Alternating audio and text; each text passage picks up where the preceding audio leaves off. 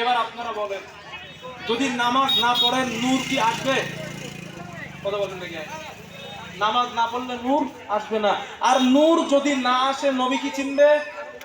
জোরে বলেন না। ওই নূর না আসা ব্যক্তিগুলি নবীর কাছে যাবে, হুজুর আমরা তো আপনার উম্মত, আপনি আমার জন্য একটু, আমাদের জন্য একটু সুপারিশ করুন। হাদিসে আসছে, নবী বললেন সুফমান সুফা লিমান গায়রা বাদি বাদিনি, দূর হয়ে যাও, চলে যাও, তুমি আমার উম্মত না। তুমি যদি আমার উম্মত হতে, আমি রাসূল আজ তোমার চেহারায় আল্লাহর দেওয়া জ্যোতি নূর আমি দেখতে পেতাম। এগিয়ে যাও, দূর হও, তুমি আমার উম্মত না। প্রিয় ভাইরা, নামাজ পড়া ছাড়া বিকল্প নাজাতের রাস্তা নাই। লিখে রাখেন বাকি বিল্লার কথা, নামাজ পড়া ছাড়া বিকল্প রাস্তা নাই।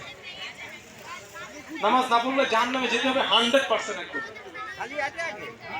বিশ্বাস হয় আমার কথা নাকি? কি বলেন আপনারা?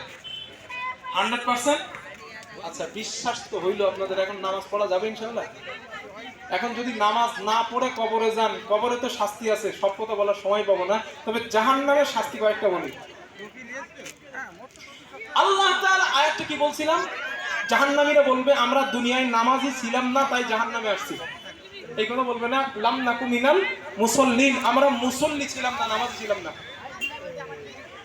আল্লাহ পাক বলেন, যখন বেনামাজি বান্দাগুলা জাহান্নামের কিনারায় দাঁড়ায় যাবে, আল্লাহ তাআলা বেনামাজি বান্দাদের ফেরেশতাদেরকে অর্ডার করবেন, ও আমার মালাইকার দল, ওই বেনামাজিদের গলার মাঝে